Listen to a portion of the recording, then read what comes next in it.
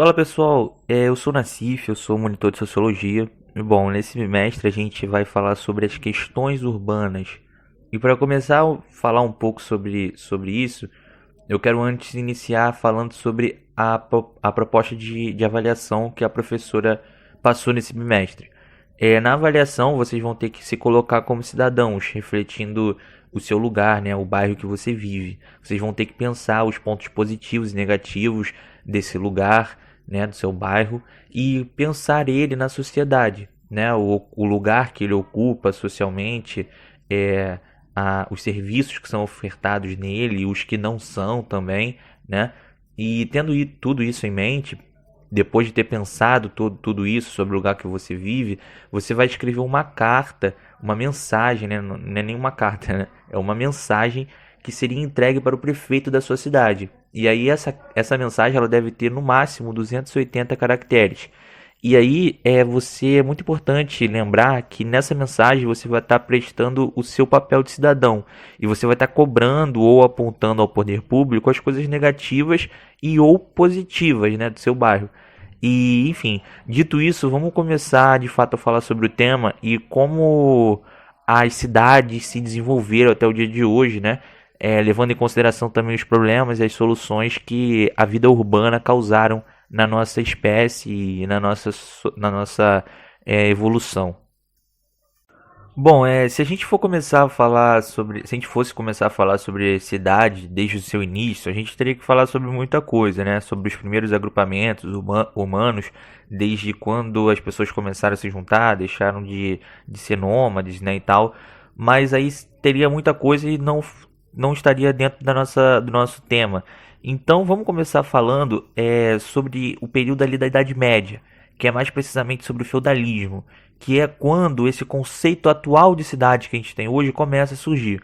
O feudalismo, ele basicamente era um modelo que se baseava em grandes propriedades de terras, né? E essas grandes propriedades eram chamadas de feudos, que pertenciam aos senhores feudais, que por sua vez, como donos dessas terras, aceitavam que outras pessoas vivessem ali e que em troca essas pessoas trabalhassem para esses senhores.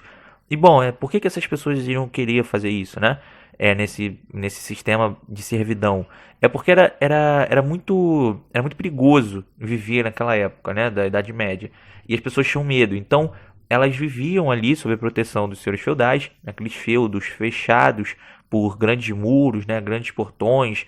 E ali elas tinham como se defender, né? Então, as pessoas que não tinham como se defender, não tinham como viver do lado de fora, elas elas aceitavam viver ali, se submeterem à servidão para poder estarem dentro daqueles castelos fechados, certo?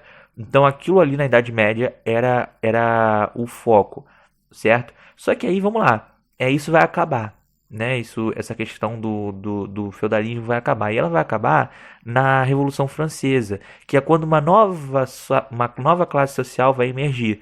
Essa classe social que surge na Revolução Francesa que acaba com o feudalismo é a burguesia. O burguês era aquele que vivia nos burgos. E os burgos, por sua vez, eram pequenas cidades que surgiram com atividade comercial e que ficavam em volta desses castelos, desses feudos, dessas áreas muradas, né? Com portões fechados. Então, os feudos foram começando a circundar quer dizer, os burgos foram começando a circundar esses feudos e praticar uma atividade comercial muito grande ali em volta. E aí, com a Revolução Francesa e a entrada desse pensamento capitalista, burguês, né, de comércio, que veio na Revolução Francesa, os feudos e o feudalismo, né, acabou. E aí surgem as cidades como nós temos hoje, que são cidades abertas, que são cidades focadas, né, nessa questão de se expandir, de crescer, né, de se conectar uma com a outra, né, e ali começa a surgir esse pensamento. Então, terminando o feudalismo, o fim do feudalismo é a chave que vai virar para esse conceito atual de cidade que a gente tem hoje. Agora vamos focar de fato em falar sobre a urbanização no Brasil, tá?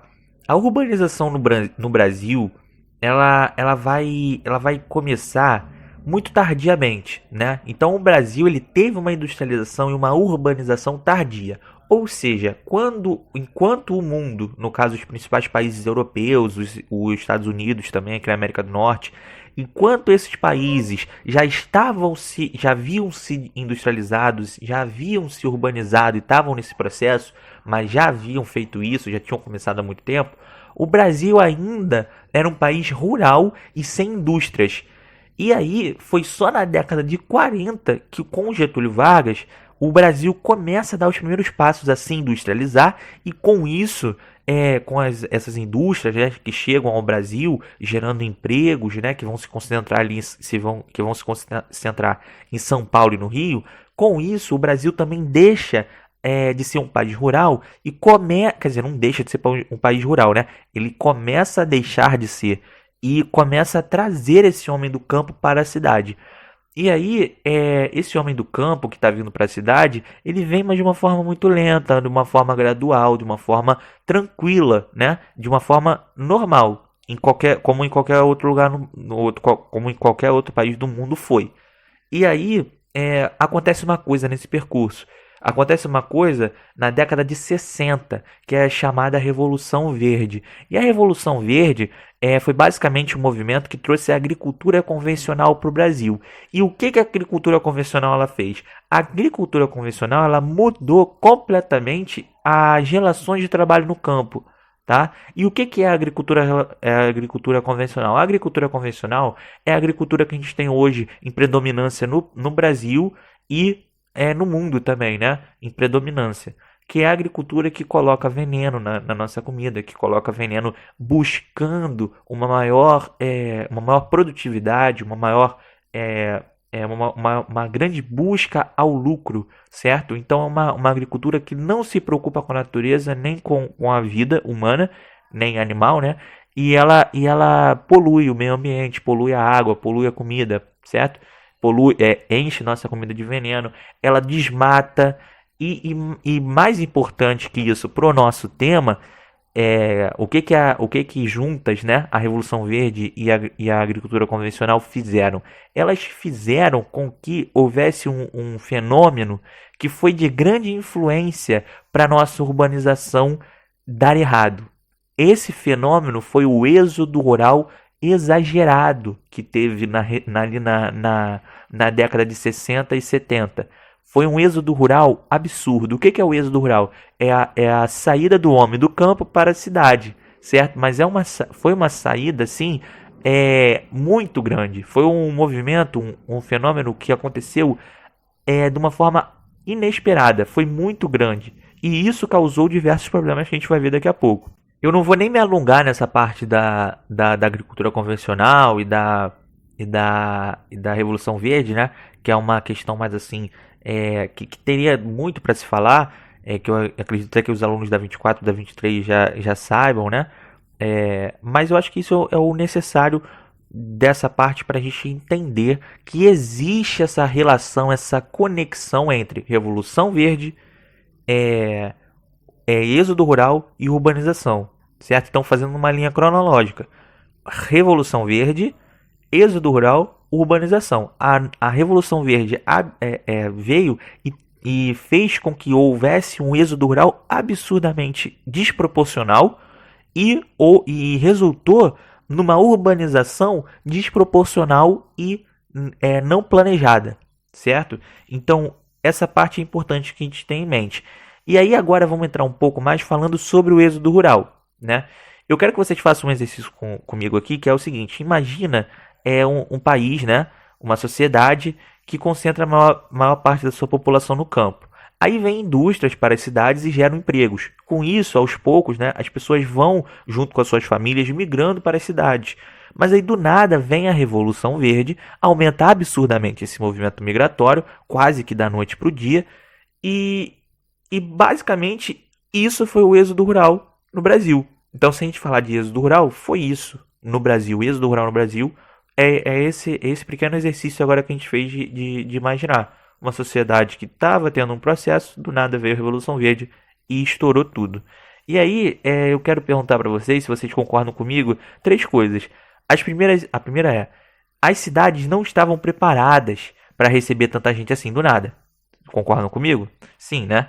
É, Depois disso, as pessoas que vinham do campo para a cidade, elas não tinham garantia de nada. Elas não tinham garantias que chegariam aqui, teriam um trabalho. Elas não tinham garantia que elas chegariam aqui, teriam uma vida melhor. Elas não tinham essa garantia. O que elas tinham, o que elas buscavam, era uma vida melhor que se baseava em um sonho que era contado para elas, certo? Então, no Brasil, rodeava-se essa ideia de que lá na cidade a vida vai ser melhor, a vida vai ser assim, vai ter isso, vai ter aquilo, mas não havia garantias que de fato seria assim. Era um sonho, certo? E aí uma outra coisa que eu quero que vocês concordem comigo, que é o seguinte: as pessoas do campo, elas não tinham o estudo nem a maldade das pessoas da cidade. Né? Então a pessoa que viveu a vida dela inteira lá na cidade, no campo rural, com a sua família, ela vai chegar aqui na cidade, no Rio de Janeiro, em São Paulo, numa década de 60, 70, e ela vai encontrar pessoas maldosas, pessoas que sabem mais coisas da vida do que ela. Aquela pessoa que estava ali no campo desde sempre, né? Aquela pessoa de certa forma até pura, né? De certos pensamentos que as pessoas da cidade já têm, as pessoas do campo não. Então, essas três coisas, elas só podiam se resultar em uma coisa, certo? Elas só podiam resultar que quando essas pessoas chegavam nas cidades, né, quando essas pessoas do campo chegavam nas cidades, elas não tinham as vidas que elas achavam que teriam. Elas ficavam à margem da sociedade, elas arrumavam subempregos ou até mesmo ficavam desempregadas, né? Afinal, eram muitas pessoas que vinham nesse fluxo migratório. E aí, essas pessoas elas não vão ter um lugar digno para morar, elas vão passar a viver em favelas ou em cortiços, que eram espécies de habitações coletivas bem precárias e baratas de se viver, que era muito comum antigamente, aqui, principalmente aqui no Rio de Janeiro. E hoje os cortiços eu acho que não existem mais, né? Até onde eu sei. Mas as favelas ainda são um grande problema sanitário e social para a nossa sociedade, tanto para todos, para as pessoas que vivem lá, para as outras pessoas que não vivem lá. As favelas são hoje uma coisa que perduram desde o início da nossa urbanização. E aí, enfim, isso que eu acabei de relatar para vocês aqui é o retrato da nossa urbanização, é o retrato da urbanização brasileira. Uma urbanização tardia, desorganizada, sem atuação pública nas demandas que foram surgindo, ou seja, uma urbanização que foi toda errada do início ao seu fim. Então vamos lá. A gente viu que o Brasil não soube fazer um bom processo de urbanização, beleza? E aí a gente viu também que as cidades elas não estavam preparadas para receber tanta gente. E a gente viu que elas cresceram de forma desorganizada e sem um planejamento de infraestrutura. Aí a gente vai falar agora um pouco sobre a segregação socioespacial que existe hoje, que é diretamente causada por conta dessa péssima urbanização que a gente teve. E aí, bom, não é surpresa para ninguém que praticamente todas as cidades brasileiras, né, possuem favelas. Principalmente aqui o Rio de Janeiro, porque por conta da sua geografia montanhosa, possui favelas que são localizadas em cima dos morros da nossa cidade. Então, quando a gente pensa logo em favela, a gente pensa nas favelas aqui do Rio, que são em cima dos morros. Mas as favelas nem sempre são em cima dos morros, elas podem ser em asfalto, né? E não são. Mais um cartão postal, né? A gente lembra logo, assim, das favelas nos morros, né? Não é nem cartão postal, é uma ideia, né? Coletiva, uma coisa que vem logo à cabeça quando a gente fala favela, pensa no morro. Mas existem também as favelas que não são nos morros. E, na verdade, a maioria delas não são. Mas, enfim, em geral, todas as favelas elas se formam praticamente da mesma forma. As pessoas elas não possuíam um lugar para morar, elas não possuíam condições financeiras, elas se juntavam em uma área, formavam uma comunidade. Essa comunidade ela começa a crescer, né? E vai crescendo exponencialmente e ainda cresce até hoje, né? Hoje as favelas elas são maiores do que eram e provavelmente amanhã, se esse problema não for resolvido, vão ser maiores do que são hoje. Mas é importante ter em mente que nem todas as pessoas, né, nem todas essas pessoas que vieram lá do campo e vieram para a cidade, por exemplo, nem todas as pessoas que vieram do campo aqui para o Rio de Janeiro, nem todas elas foram para as favelas. Muitas pessoas também foram morar em bairros mais afastados do centro, né? Porque desde sempre houve essa segregação socioespacial. O centro da cidade, ali, a zona sul, né? Que no caso do Rio de Janeiro, onde se concentra as pessoas de maior renda, essas áreas elas são mais valorizadas e as pessoas que não têm as mesmas condições elas vão sendo empurradas para fora da cidade, sendo empurradas cada vez mais para longe, né? Porém, ainda assim, elas fazem parte da cidade e isso vai fazendo com que a cidade cresça. O problema é que quanto mais essa cidade cresce dessa forma, né, empurrando as pessoas para fora, quanto mais ela cresce assim, maior é a segregação socioespacial que existe nessa cidade, né? Por exemplo, hoje em São Paulo e no Rio de Janeiro, vamos pegar mais aqui no Rio de Janeiro porque é melhor eu dar o exemplo, né? Porque eu não conheço São Paulo, a gente aqui é do Rio de Janeiro, mas em São Paulo esse movimento também acontece muito, tá? Só para vocês terem uma ideia. Mas vamos falar aqui do Rio de Janeiro.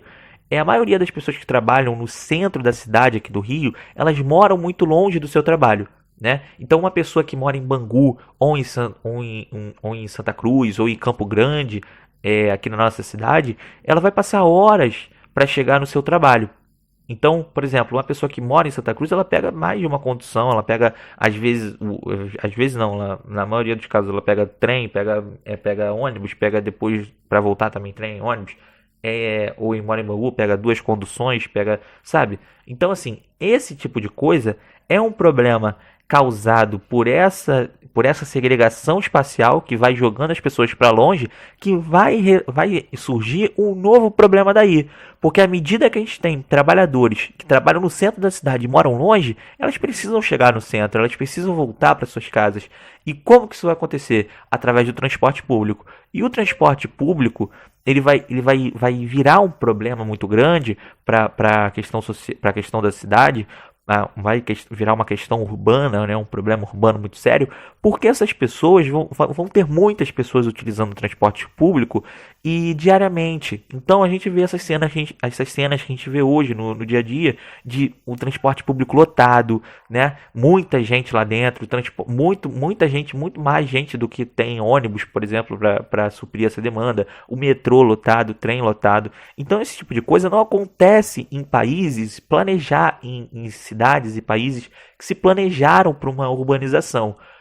Vamos colocar assim, uma cidade que se planeja, ela vai fazer o quê? Ela vai deixar os seus trabalhadores, a classe trabalhadora, perto do centro, perto da área industrial, porque é ali que eles vão ter que trabalhar. Então é ali que eles precisam estar perto para eles terem uma melhor qualidade de vida. Porque, por exemplo, uma pessoa que trabalha trabalha, por exemplo, tantas horas por dia e passa mais 2 horas por dia de transporte público para ir e para voltar para casa. Esse tempo no transporte público, se ela morasse perto do emprego dela, ela podia usar esse tempo para outra coisa, certo? Então acaba sendo um tempo que esse trabalhador ele vai perder. É qualidade de vida que esse trabalhador perde, que esse cidadão perde. Então cidades organizadas são melhores de se morar por conta desse tipo de coisa. Cidades que se prepararam para a urbanização. E o Rio de Janeiro, infelizmente, não é uma cidade que se preparou, que se urbanizou de forma correta. Enfim, aí como é que esse trabalhador vai fazer? Ele vai comprar um carro, sendo que ele não tem condição para comprar um carro? Ele vai andar de bicicleta? Ele vai de bicicleta de Bangu até o centro, de Santa Cruz até o centro? Não dá, né? Esse tipo de coisa não dá. Então ele vai ter que se sujeitar ao transporte público se ele quiser sobreviver, né? Então é um problema que não dá para fugir. Então agora eu queria falar um pouco mais sobre os problemas também, os serviços públicos, os serviços culturais, certo? Falado já essa parte do transporte público, que é um sério problema urbano, vamos focar agora um pouco na parte cultural. Se a gente for pegar um bairro da Zona Sul do Rio, aqui do Rio, né? A gente vai ver que existem centenas de opções de lazer e de atividades culturais, como cinemas, como teatros, como os parques, como exposições de artes e outras também, lá nos bairros da Zona Sul. Enquanto aqui no bairro da Zona Norte, que eu estou falando da Zona Norte, ou em bairros da Zona Oeste do Rio, não vamos ter nada próximo a isso. Porque essas ofertas culturais se concentram muito mais, inclusive as públicas também, né, como os teatros públicos, né, o teatro municipal, bibliotecas e outras, né, essas atividades, esses centros culturais, eles se concentram muito mais nessa área dessa zona sul aqui do Rio, nessa área rica, e não se concentram tanto, muito pouco aqui na Zona Norte e na Zona Oeste. Por que isso? Isso é porque a nossa cidade possui uma barreira cultural que separa os indivíduos de uma área para outra, de uma classe para outra. Então, aqui, por exemplo, é uma segregação cultural que a gente tem, porque é muito difícil a gente encontrar uma criança na Zona Oeste que, por exemplo, já tenha ido a um teatro ver uma peça, que já tenha ido ver um balé, que já tenha ido ver uma exposição de arte. Então, muitas vezes também a gente tem crianças que não foram nunca nem mesmo ao cinema, né? Então, ou seja, deixando bem esclarecido isso, existem áreas na nossa cidade em que os indivíduos têm acesso muito fácil a diversos meios culturais, enquanto indivíduos de outras áreas não possuem acesso a quase nenhum, certo? Então, a gente, além dessa questão dessa questão cultural, a gente vai ter também a questão sanitária. Essa questão sanitária já é mais ligada às favelas, né? Porque as favelas, elas às vezes elas não possuem, em alguns lugares, na maioria delas, não possuem condições sanitárias mínimas para se viver. Então, assim, a gente tem favelas com valas a céu aberto, sem rede de esgoto nas casas. E isso não é dignidade, isso não é digno, isso não é uma habitação digna de se viver. Isso não tem as medidas mínimas de mínimas sanitárias para se viver naquela região, naquele lugar, naquela residência. Então, essa é a realidade das grandes cidades do Brasil. Essa falta, aí a gente vai levar o quê? Que essa falta de acesso, essa falta de oportunidade, esse descaso e essa ausência do poder público, né? Essa segregação que existe, ela vai gerar o quê? Ela vai gerar um maior índice de empobrecimento e de violência da cidade. E isso, historicamente, a gente repara que vendo isso, o que os ricos e a classe média fazem? Eles tomam a pior decisão possível, que é o quê? Eles se fecham em condomínios e apartamentos de luxo, certo? Que possuem tudo e praticamente substituem muitas coisas da cidade em si. Então eles se fecham naqueles condomínios, naqueles apartamentos, até religando um pouco com aquela questão lá do feudalismo, que é o que? Um castelo, basicamente, cercado por muros, né? Onde eles tentam excluir a parte de fora e só focar ali dentro. E isso, é claro, a gente já viu que não dá certo.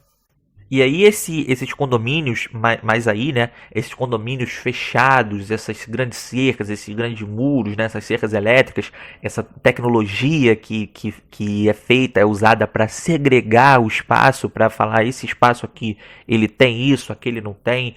Esse espaço ele passa uma falsa ilusão de segurança para quem está lá dentro.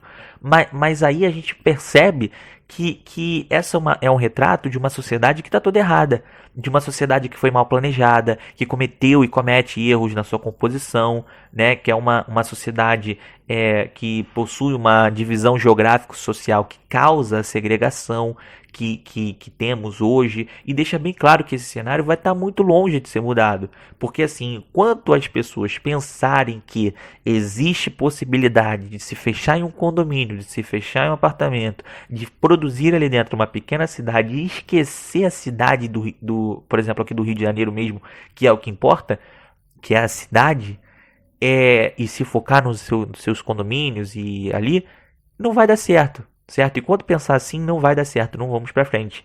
E esse é o pensamento, né, que existe. E quanto mais se pensa assim, como eu disse, mais tempo vai levar para a gente poder realmente mudar a situação. E para deixar bem claro essa ideia desse pensamento dos ricos e da classe média alta e dos nossos governantes, eu queria trazer aqui um exemplo de uma situação que aconteceu em 2018 com o ex-prefeito Crivella, que ficou muito marcada negativamente, né? Mas vai ter um grande valor educativo para a gente poder entender como funciona esse pensamento dos nossos governantes, da classe média alta e dos ricos sobre os nossos problemas urbanos. Nessa ocasião, o Crivella ele visitou uma comunidade, né, a comunidade da Rocinha, e lá ele foi entrevistado. O entrevistador, na ocasião, perguntou para ele: Ô prefeito, o que que o governo vai fazer pela nossa comunidade aqui da Rocinha. Aí o Crivella disse, abre aspas, toda essa fachada vai ser pintada, as esquadras trocadas, para ficarem padronizadas, arrumadas, bonitas. Essas marquises que estão em cima das lojas, essa fiação feia, vamos trocar. Os postes também vão melhorar. Fecha aspas. Aí ele continua. Abre aspas. A ideia nossa é que as pessoas, quando passem na estrada Lagoa Barga, foquem nisso.